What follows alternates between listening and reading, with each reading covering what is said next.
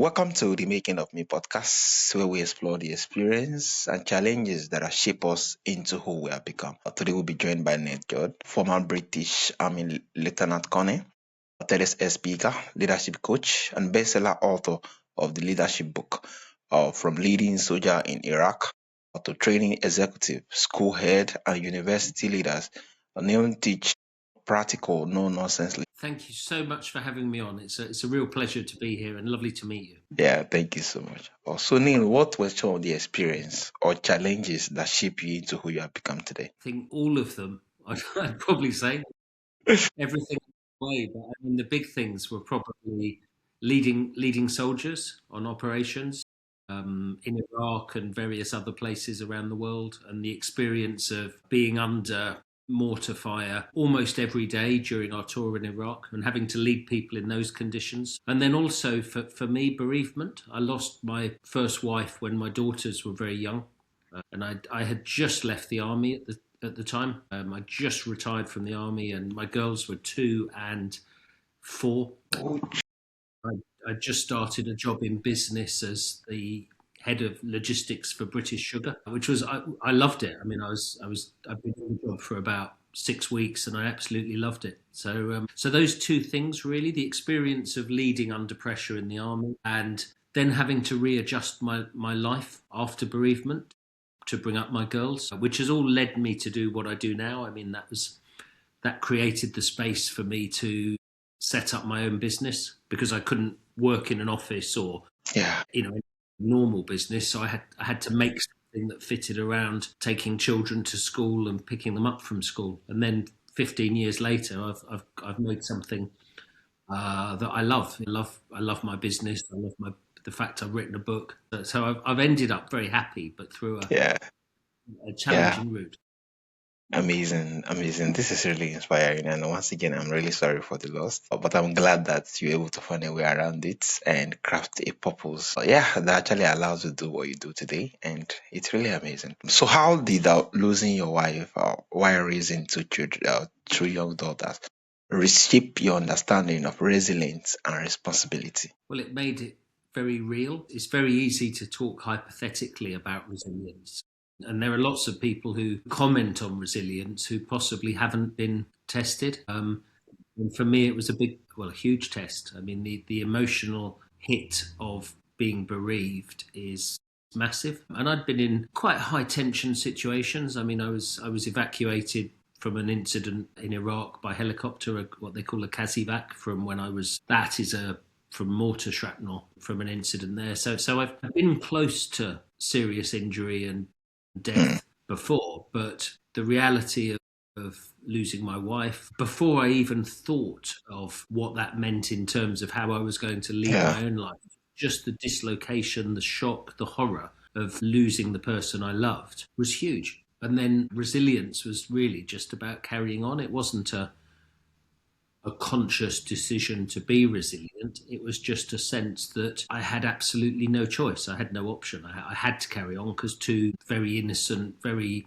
very hurt because they'd lost their mother, little girls, were absolutely needed me to keep going. So I was, if I'm honest, I was deeply unhappy at the time, probably for years actually, but I kept going simply because, as I saw it, there was no option. So it wasn't I never think I did anything different or exceptional. I simply did what I had no choice but to do. And now my girls are 18 and my older daughter's 20, but just coming up for 21. They've come through it beautifully, actually. I mean, they're both very, very lovely. Very lovely girls. I'm very, very proud of them. Yeah, amazing. So good to hear this, and really amazing. Thank you so much, and for all you do. Yeah, amazing. So, what did our leading soldiers in combat teach you about pressure and decision making? I think again, it was just real. In the military, you spend a lot of time training for stuff that very rarely happens. Have you been in the army yourself? Did you serve? No, I didn't. I've not actually done any regimental trainings that involve a whole lot of working out there. So I know it's tough. You see it. The army trains a lot. There's Yeah. exercises. I spent years training, and I did some really interesting things. Served in beautiful places. I always tried to go and take the tours in interesting parts of the world. So I spent a year in Sierra Leone, spent 2 years in Cyprus, a year in Belize. So I went to countries that were places I really wanted to see. But there wasn't, apart from the odd incident, nobody, in fact, nobody ever was trying to kill me. No, they weren't, which ultimately is, I suppose, what you imagine life in the army is all Yeah. like some sort of movie and all action, but it's honestly it's not. I mean, if you doing 15, 20 years in the army, you might a lot of people never see any sort of action. But serving in Iraq, we were under fire almost every day and under fire a lot. My profession was logistics, so I wasn't in combat as such. We were trying to do a logistics role while people were mortaring us, firing rockets at us, and so on. Road moves in Iraq were extremely dangerous. And I had about 200 soldiers there spread over southern Kuwait, sorry, southern Iraq, and then a few just over the border in Kuwait. And the pressure, I actually remember it being a fairly simple time in my life. And that might be looking back through the lens of what happened next, of bereavement. But for me, all I had to do was lead it was called a squadron, but it was just under 200 soldiers, mostly from Nepal, and a mix of soldiers from other Commonwealth countries. Actually, lots from African countries. There's a lot of Nigerians and South Africans and Malawians in the British Army. So I had a really interesting mixed group of genuinely very lovely people. I was very lucky with the people that I led, and I think they probably looked after me as well. So I don't remember feeling huge pressure. I remember sometimes feeling fear because stuff was landing very close to me, and it's pretty terrifying being under mortar bombardment or rocket bombardment. But I don't think I felt much pressure, and a lot of that's led into what I do now in terms of leadership training because I had a really good team, like a really, really good team. The two captains who worked directly for me were both excellent. That takes a lot of pressure off you if you've got a good Yeah. team and you trust your team.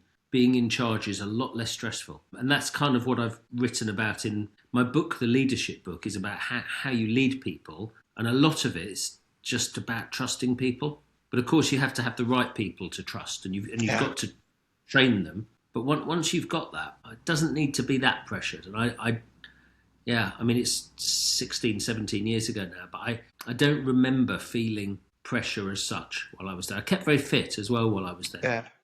I did a lot of exercise. I used the gym a lot whenever I could. I even used to go for runs around our camp in Iraq, and we'd often come under fire. So we had to take our helmets and our body armor if we went for a run around the camp.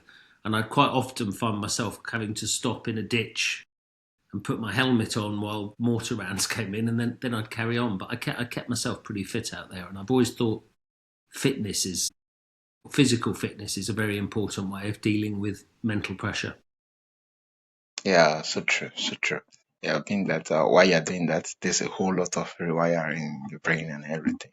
Yeah, and yeah, it's really amazing. Just share the stories. I feel like joining military. You have a good business, I think. I think you've got your life on track.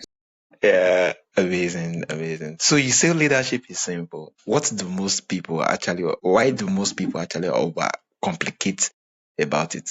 I don't know. Honestly, I don't know why they overcomplicate it. Because it is so easy. But I think it might be people who haven't led much themselves, Mm, who have made up what they think leadership is, and it's very easy to over intellectualize it, to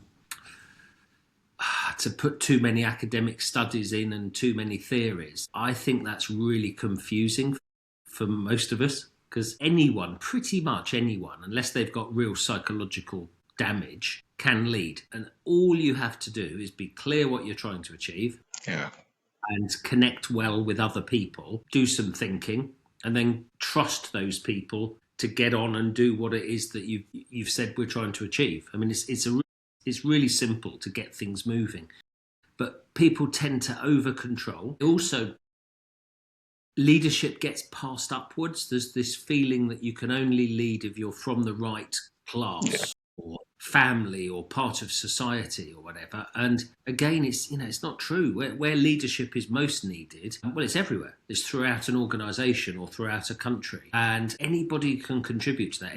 Anybody, and it's not. It shouldn't be to do with age, because older people aren't cleverer than younger people. And I'm Yeah. relatively old, so I can say that now. It's just not. It just isn't the case. Yeah. You don't get more brain cells as you get older. In fact, Mm. it's the opposite. You do get more experience, but with that, I think you need to gain the wisdom to know that you're not always right. And older people who think that they're always right, good heavens, they do a lot of damage in the world, as frankly we're seeing on the world stage at the moment. Yeah, yeah, so true. Thank you so much for actually putting at that. And I think it's really a whole lot being that the family you came from does not speak volumes to whether you become a leader or the other. No, it doesn't. Your height, the eyes of your color, a whole lot of it Yeah. has different, how you talk, your language, your intonation. It doesn't speak volumes. You being a leader. Yeah, I think people just overcomplicate it owing to their bias, who they want to accept.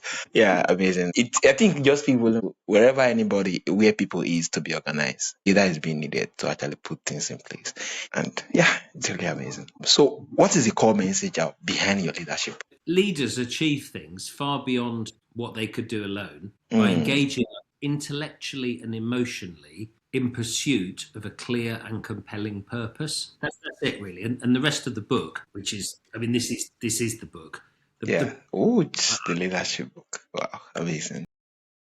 Yeah, a very simple title for SEO, for search engine reasons. But yeah, so leaders achieve more than they could on their own, and that's really important because lots of people who are put in charge work really hard themselves, and they don't spread the energy to others. They just work really hard, and it's not about that. It's about doing more than you could possibly do on your own, and you do it by connecting with people. And in the book I explain how you connect with people emotionally and intellectually. Emotionally is about really talking to people, understanding people, sharing how you feel. Intellectually is about having a plan, having a structure, having order, and you've got to have both. And people will usually tend towards one side or the other, and actually as a leader you've got to consider all of that picture.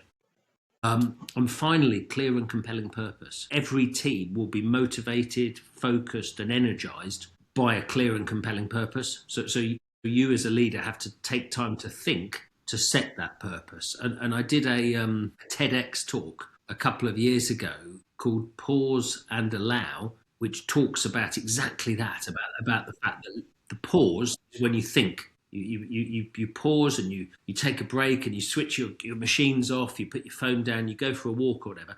And that's where you think about what you're trying to achieve. That's where the ideas come to you when you're walking or running or swimming or whatever. But you've got to be probably on your own or with very supportive friends. And then the allow is this idea that as a leader, you shouldn't control too much.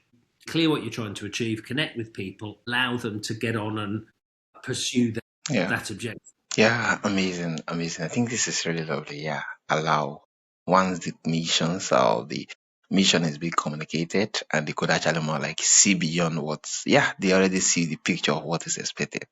Yeah, your goal has to be accomplished. And yeah, it's really amazing just being the guide other than controlling things. Yeah, amazing, amazing. So, what make military leadership principle transferable to schools and businesses? It's simple. So military leadership is based around a concept called mission command.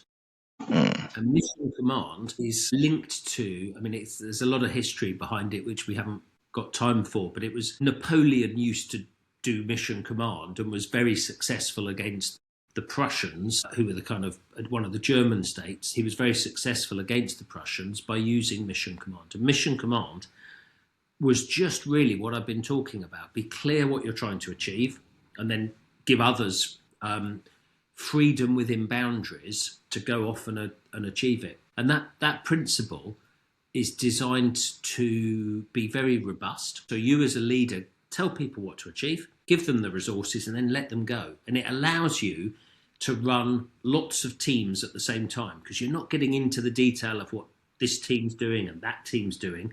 You're just saying, right, you know what you're trying to achieve? Yep. Have you got the resources that you need? Yep. Go. And then you step back and you can give similar direction to other teams. So it was designed to cope with the uncertainty, the poor communications, the friction, the frustration of trying to lead people in operations. But most organizations have confusion and friction and fast change. So the same principles apply. And the cornerstone of mission command, the military approach to leadership, is selection and maintenance of the aim, being really clear what you're trying to achieve. Same with any business. If a business isn't clear what it's there to do, people will start doing irrelevant activity. Yeah. People will follow projects that they find interesting that don't actually contribute to what the business is trying to achieve, or the school is trying to achieve, or the university. So that selection and maintenance of the aim, clear and compelling purpose in my terminology, is essential. The other thing with military leadership done well is it's about close personal connection. It's about being close with the people that you work with and that you lead. It's about relationships. And a lot of the stereotypes of military leadership, the things you see in films again, it's all shouting. It's all it's all sergeant majors shouting at soldiers. It's not like that. That's nonsense. That would be a bad unit that worked on that kind of terrifying discipline and nothing else. Actually, good organisations, the best ones I've been part of, we felt very close to each other. The ones I've enjoyed leading, or that I've been the ones I've been serving within. The best units were the ones where we all felt really close and we had trust and relationships, good positive relationships. And that's the same in business. It's the same in any form of work. Rank should not be a barrier to a positive relationship. Yeah, amazing. Thank you so much for sharing this. Yeah, I think it just speaks volumes. Leadership be driven by mission. Yeah, towards the same particular goals and aspiration. And once everybody's already more like know what it means, everybody efforts is being needed, and especially more like when you make reference of leading with the team, not just in isolation, leading command, but this way you're leading by example and you are in the presence, and it's really amazing. So why do you avoid slide deck and focus on experimental learning? I find slide decks really boring. Mm. Whenever I've been in a presentation where people are showing too many slides, I find it crushes my spirit. I switch off. And this is so what lots of organisations do in my line of work, but I think in any line of education, is they teach too much. So this goes back to what we were talking about at the beginning, people overcomplicating leadership. That the tendency is to teach people every bit of leadership theory. It's a leadership course, so I'm going to teach you every bit of theory there is, and I'm going to let you make sense of it. Well, it's overloading, and people don't remember, under pressure, you don't remember the important bits or the useful bits. So, and that's what slide decks make you do. They make you do 50 slides, each with 10 points on them. You show that to an audience, the audience it will overload them. Yeah.